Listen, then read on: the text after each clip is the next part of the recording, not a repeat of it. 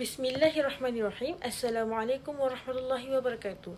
Nama saya Wafa binti Abdul Ghani. Pada hari ini saya akan membentangkan ataupun membuat persembahan di mana saya akan menjawab salah faham dan juga menghuraikan kepentingan perjagaan hadis. Persembahan saya ini berada di bawah subjek PIMK 3253 pengajian hadis dan pensyarah bagi subjek ini ialah Dr. Muhammad Fuad bin Abdul Malik.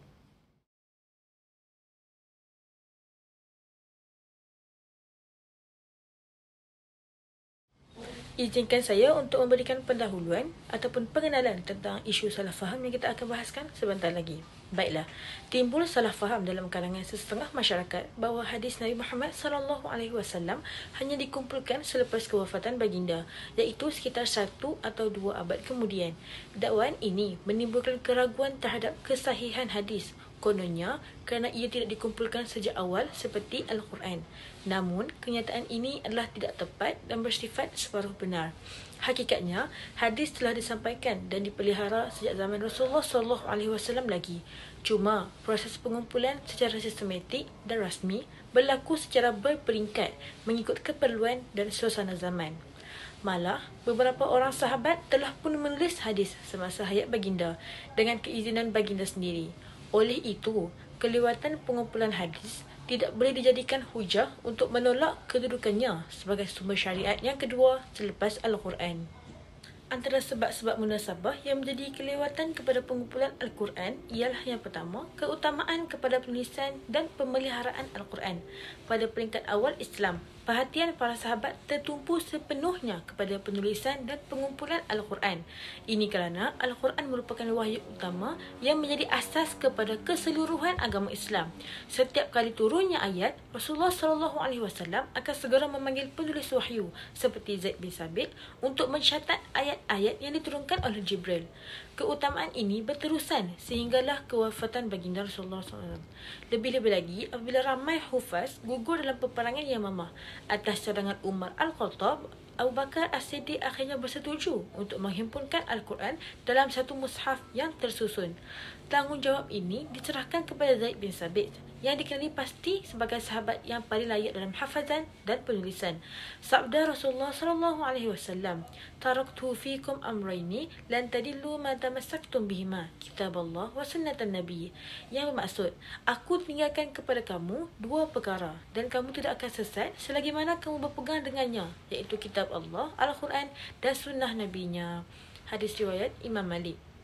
Dalam hadis ini, Al-Quran iaitu kitab Allah disebut terlebih dahulu sebelum sunnah.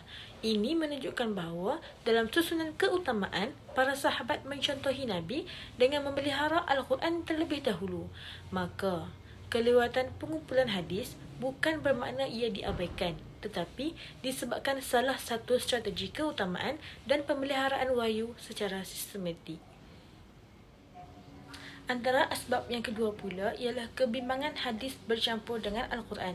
Satu sebab penting lain ialah kebimbangan bahawa hadis yang ditulis bersama Al-Quran akan menyebabkan kekeliruan kerana umat Islam masih belum dapat membezakan secara jelas antara wahyu Al-Quran dan sabda Nabi. Justru Nabi Muhammad SAW melarang penulisan hadis secara umum pada peringkat awal. Sabda Rasulullah SAW, an Abi Sa'id Al-Khudri, anna Rasulullah SAW qala, la taktubu anni, wa man kataba anni khairul Qur'an falyamhu, wa hadithu anni wala haraja, wa man kadzaba alayya qala hammam, ahsabuhu qala muta'ammidan falyatabawwa maq'adahu minan nar. Rawahu Muslim.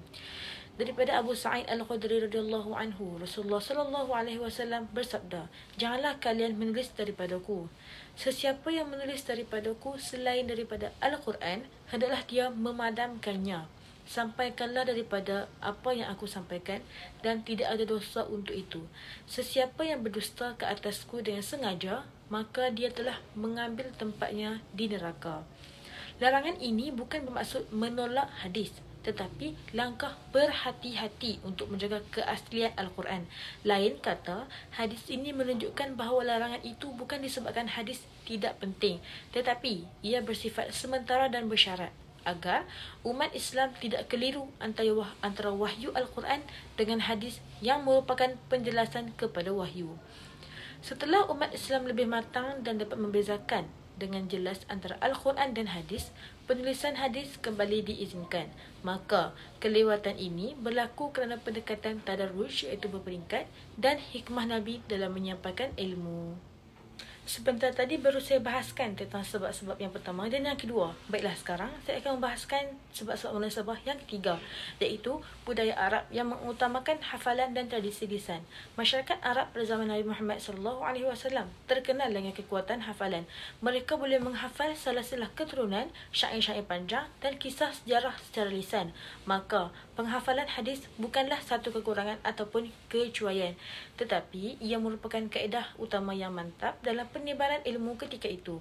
Sabda Nabi Muhammad SAW yang bermaksud dari Zaid bin Sabit radhiyallahu anhu, dia berkata, aku pernah mendengar Rasulullah SAW bersabda, semoga Allah mencerahkan iaitu mengelokkan rupa orang yang mendengar hadis dariku, lalu dia menghafalnya. Dalam lafaz riwayat lain, lalu dia memahami dan menghafaznya, hingga kemudian dia menyampaikannya kepada orang lain. Orang yang membawa ilmu agama menyampaikannya kepada orang yang lebih faham darinya, dan terkadang orang yang membawa ilmu agama tidak memahaminya. Hadis yang sahih dan mutawatir. Hadis yang baru saya bicarakan sebentar tadi merupakan hadis yang sahih dan mutawatir. Hal ini kerana ia diriwayatkan oleh lebih dari 20 orang sahabat radhiyallahu anhu dari Rasulullah sallallahu alaihi wasallam dan diriwayatkan dari berbagai jalur yang banyak sekali. Hadis ini menunjukkan bahawa penghafalan dan penyampaian secara lisan mendapat galakan daripada Rasulullah sallallahu alaihi wasallam sendiri. Tambahan pula, para sahabat pada zaman Nabi sangat amanah dalam menjaga lafaz hadis dan mereka tidak menyampaikan sesuatu kecuali selepas memastikan kebenarannya. Tradisi hafazan ini dipelihara dengan disiplin yang amat ketat. Sahabat tidak akan meriwayatkan hadis melainkan selepas memastikan ia benar-benar sahih daripada Muhammad sallallahu alaihi wasallam. Bahkan mereka saling dan sentiasa menyemak dan membetulkan antara satu sama lain jika berlaku kesilapan. Maka walaupun belum ditulis secara sistematik, hadis tetap disampaikan secara amanah dan juga teliti. Tradisi ini kemudian diteruskan oleh para tabi' dan tabi'in yang mewarisi hadis secara lisan dan bertalaqi daripada guru-guru mereka.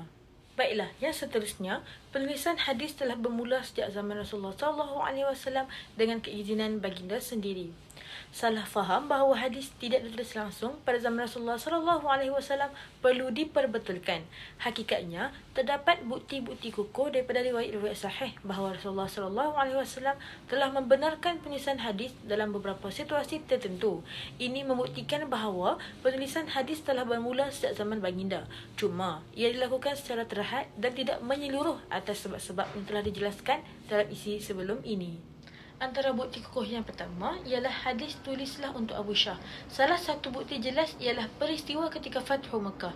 Selepas menyampaikan khutbah, seseorang lelaki Yaman bernama Abu Syah meminta agar isi khutbah tersebut dituliskan untuknya. Sabda Rasulullah sallallahu alaihi wasallam, an Abi Hurairah radhiyallahu anhu qala, "Lama fatahtu Makkah, qama Nabi sallallahu alaihi wasallam fa dzakara al-khutbah, khutbatan Nabi, qala, faqama rajulun min ahli Yaman yaqulu lahu Abu Syah, faqala, ya Rasulullah, uktubu li." Faqala uktubu li Abi Syah. Daripada Abu Hurairah radhiyallahu anhu katanya, apabila dibuka kota Mekah, Nabi berdiri lalu menyampaikan khutbah. Maka bangunlah seseorang lelaki daripada Yaman yang dipanggil Abu Syah, lalu dia berkata, "Wahai Rasulullah, tuliskanlah khutbah itu untukku." Maka Rasulullah pun bersabda, "Tulislah untuk Abu Syah." Yang saya nak ketengahkan di sini ialah tulislah untuk Abu Syah, di mana ia diriwayatkan oleh Al-Bukhari dan Abu Dawud. Menurut Imam Al-Mubarakfuri rahimallahu taala, hadis ini menunjukkan dalil yang jelas bahawa Nabi Muhammad sallallahu alaihi wasallam membenarkan penulisan hadis. Bahkan Al-Hafidh Ibnu Hajar Al-Asqalani menyatakan bahawa hadis ini menjadi jawapan kepada larangan penulisan hadis yang disebut dalam hadis Abu Sa'id Al-Khudri, bahawa larangan tersebut hanyalah sementara atau hanya pada waktu tertentu untuk mengelakkan kekeliruan dengan Al-Quran. Bukti yang kedua pula ialah hadis Abdullah ibnu Amru ibnu Al-As. Abdullah ibnu Amru terkenal sebagai salah seorang sahabat yang banyak mencatat hadis. Beliau pernah bertanya kepada Rasulullah sallallahu alaihi wasallam sama ada beliau boleh menulis sabda baginda kerana bimbang akan terlupa. Rasulullah mengizinkannya. Sabda Rasulullah sallallahu alaihi wasallam yang bermaksud, Rasulullah berkata, Abdullah ibnu Amru, wahai Rasulullah, sesungguhnya aku mendengar daripada engkau perkara-perkara yang aku takuti akan melupakannya. Maka, bolehkah engkau mengizinkan aku untuk menulisnya? Jawab Rasulullah, tulislah. Aku bertanya lagi, walaupun di dalam keadaan engkau marah dan gembira? Jawab baginda, ya, maka sesungguhnya aku tidak mengatakan di dalam kedua-dua keadaan itu, melainkan apa yang benar. Ini menunjukkan bahawa walaupun Nabi Muhammad SAW seorang manusia biasa, baginda tetap terpelihara daripada berkata sesuatu yang salah berkenaan agama, walaupun dalam keadaan marah ataupun senang. Justru, penulisan hadis oleh Abdullah ibnu Amru dilakukan dengan izin langsung daripada Rasulullah SAW. Abdullah ibnu Amru juga memiliki koleksi hadis yang dikenali sebagai As-Sahifah As-Sadiqah, yang mengandungi kira-kira 1000 hadis yang ditulisnya sendiri. Bukti yang ketiga pula ialah penulisan dibolehkan untuk mereka yang tidak mampu menghafal. Terdapat juga riwayat daripada Abu Hurairah radhiyallahu anhu yang menyatakan bahawa seorang lelaki Ansar pernah mengadu tidak mampu menghafal hadis yang disampaikannya. Kemudian Rasulullah SAW bersabda, "Ista'in biyaminik wa auman biyadihi lil khutbi." Gunakan tangan kananmu untuk membantumu, dengan maksud tulislah. Riwayat At-Tirmizi dan Al-Darimi. Dalam hadis yang baru saya bahaskan sebentar tadi, Rasulullah SAW mengisyaratkan agar lelaki tersebut menulis hadis yang didengarnya kerana beliau sukar untuk menghafal. Ini menafikan dakwaan bahawa semua penulisan hadis dilarang pada zaman Nabi.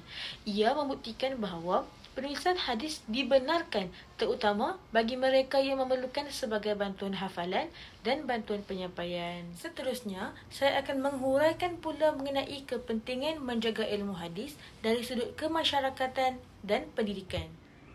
Kepentingan menjaga hadis dari sudut kemasyarakatan yang pertama ialah menjamin akhlak dan sahsiah masyarakat. Ilmu hadis merupakan khazanah agung yang mana ia merakamkan setiap perkataan, perbuatan dan juga pengakuan Nabi Muhammad SAW yang menjadi model ikutan ataupun qudwah hasanah bagi seluruh umat Islam. Dalam konteks kemasyarakatan, hadis berfungsi sebagai rujukan utama ataupun sumber dalam pembentukan sahsiah insan kerana ia menggambarkan secara praktikal bagaimanakah akhlak Islam diterjemahkan dalam kehidupan seharian. Masyarakat yang meneladani akhlak Rasulullah SAW melalui hadis akan menjadi masyarakat yang beradab, berhemah tinggi dan penuh kasih sayang. Sebagai contoh, hadis-hadis tentang adab berjiran, menolong orang susah, larangan menyakiti orang lain dan galakkan menyebarkan salam, semuanya memainkan peranan dalam mengekalkan keharmonian sosial. Sebaliknya, jika ilmu hadis tidak dijaga dan tidak diamalkan, masyarakat akan hilang pedoman dan mudah terdedah kepada keruntuhan moral seperti penindasan dan kebencian. Oleh itu, pemeliharaan ilmu hadis sangat-sangat penting bagi mengekalkan kestabilan sosial dan membina masyarakat madani yang diinginkan oleh Islam. Allah Subhanahu Wa Taala berfirman, wa innaka la a'udzubillahi minasyaitonir rajim wa innaka la'ala khuluqin azim, yang bermaksud dan sesungguhnya engkau wahai Muhammad mempunyai akhlak yang amat mulia. Surah Al-Qalam ayat yang keempat. Kepentingan menjaga ilmu hadis dari sudut pendidikan pula ialah menjadi asas pendidikan Islam yang sahih. Ilmu hadis adalah asas penting dalam sistem pendidikan Islam kerana ia merupakan sumber kedua selepas Al-Quran dalam penetapan hukum dan pembinaan nilai. Rasulullah SAW ialah pendidik agung yang mendidik umat melalui perkataan, amalan dan teladan hidup baginda. Pendidikan Islam yang benar tidak boleh bersandarkan kepada rekaan atau sangkaan semata-mata, tetapi mestilah merujuk kepada hadis-hadis yang sahih dan terbukti melalui ilmu sanad dan matan. Jika ilmu hadis tidak dijaga, wujud risiko penyebaran hadis palsu yang boleh mencetuskan kesesatan ataupun salah faham terhadap agama, seperti hadis-hadis palsu berkaitan kelebihan amalan tertentu yang tidak pernah diajarkan Nabi Muhammad SAW. Penguasaan ilmu hadis dalam kalangan guru, pendakwah dan pelajar menjamin bahawa apa yang diajarkan adalah benar dan bersumberkan wahyu, bukan sekadar emosi atau logik semata-mata. Di samping itu, hadis juga melahirkan budaya ilmiah dalam pendidikan melalui disiplin ilmu seperti ilmu rijal, ilmu takhrij dan ilmu jarah wa ta'dil yang membina pemikiran kritis dan ketepatan maklumat. Rasulullah SAW bersabda, "Man kadzaba alayya muta'ammidan falyatabawwa maq'adahu minan nar." Yang bermaksud, barang siapa yang berdusta atas namaku dengan sengaja, maka adalah dia menempah tempat duduknya di neraka. Hadis riwayat Bukhari dan Muslim. Seterusnya, kepentingan menjaga ilmu hadis dari sudut ekonomi dan politik. Sekarang, saya akan menguraikan kepentingan menjaga ilmu hadis dari sudut politik terlebih dahulu. Iaitu yang pertama, menjamin keadilan dalam pemerintahan dan kepimpinan. Sistem politik Islam bertunjangkan prinsip keadilan, amanah dan tanggungjawab terhadap rakyat, seperti yang diajar oleh Rasulullah SAW dalam pelbagai hadis baginda. Melalui ilmu hadis, pemimpin akan memahami bahawa jawatan adalah amanah besar yang akan dipersoalkan di hadapan Allah Subhanahu Wa Taala. Hadis juga memberikan prinsip-prinsip penting dalam pengurusan negara, seperti prinsip syura iaitu perundingan, keutamaan maslahat umum, larangan kezaliman dan penindasan serta perlunya keikhlasan dalam memimpin. Dalam konteks dunia moden yang penuh dengan penyalahgunaan kuasa, rasuah dan politik kotor, menjaga ilmu hadis menjadi benteng utama dalam menyekat pemimpin daripada menyalahgunakan agama untuk mengekalkan kuasa. Bahkan, ilmu hadis mengajar rakyat supaya menjalankan tanggungjawab memilih pemimpin yang adil dan menegur dengan hikmah jika berlaku sebarang penyimpangan. Dalil hadis ialah Rasulullah SAW bersabda, "Ala kullukum ra'in wa kullukum mas'ulun an ra'iyatihi." Yang bermaksud, setiap kamu adalah pemimpin dan setiap kamu akan ditanya tentang kepimpinannya. Hadis riwayat Al-Bukhari. Kepentingan menjaga ilmu hadis dari sudut ekonomi pula ialah mewujudkan sistem ekonomi beretika dan berkat. Ilmu hadis mengandungi ribuan panduan tentang aspek ekonomi dan muamalah Islam, yang mana jika diamalkan akan membentuk sistem ekonomi yang adil, telus dan bebas daripada sebarang eksploitasi. Hadis mengajarkan umat Islam untuk berniaga dengan jujur, mengelakkan penipuan, riba, monopoli, gharar dan amalan tidak bermula dalam urusan kewangan. Apabila hadis-hadis ini dijaga dan diamalkan, maka akan lahirlah para usahawan dan ahli ekonomi Muslim yang mana bukan sahaja berorientasikan kepada keuntungan, tetapi juga bertanggungjawab terhadap masyarakat dan akhirat. Bermaksud seimbang dari segi duniawi dan akhirat. Hal ini berbeza dengan sistem kapitalis moden yang mana sering menindas golongan-golongan lemah. Dengan menjadikan hadis sebagai panduan, umat Islam boleh menghidupkan kembali prinsip keadilan ekonomi yang diamalkan oleh Rasulullah SAW dan para sahabat dalam negara Madinah. Allah SWT berfirman, "Wa ahallallahu al-bai'a wa harrama riba." Yang bermaksud, Allah menghalalkan jual beli dan mengharamkan riba. Surah Al-Baqarah ayat 275. Baiklah, secara keseluruhan, dakwaan mengenai kelewatan pengumpulan hadis adalah satu salah faham yang tidak mengambil kira hakikat penjagaan sejak zaman Rasulullah SAW secara hafalan, periwayatan bersanad dan penulisan awal yang sistematik. Ilmu hadis telah dijaga dengan penuh teliti oleh para ulama demi memastikan kesahihannya sampai kepada umat Islam pada hari ini. Menjaga ilmu hadis pula amat penting dalam membentuk masyarakat yang berakhlak, sistem pendidikan yang sahih, ekonomi yang beretika serta politik yang adil dan berintegriti. Justru menjadi tanggungjawab semua umat Islam untuk terus memelihara dan menghayati hadis dalam kehidupan seharian agar syariat Islam sentiasa terpandu dengan sumber yang asli dan sahih. Itu sahaja daripada saya. Saya berharap segala informasi yang telah saya sampaikan sebentar tadi dapat kita jadikan pengajaran ataupun dapat kita aplikasikan dalam kehidupan seharian kita. Sekian, Assalamualaikum warahmatullahi wabarakatuh.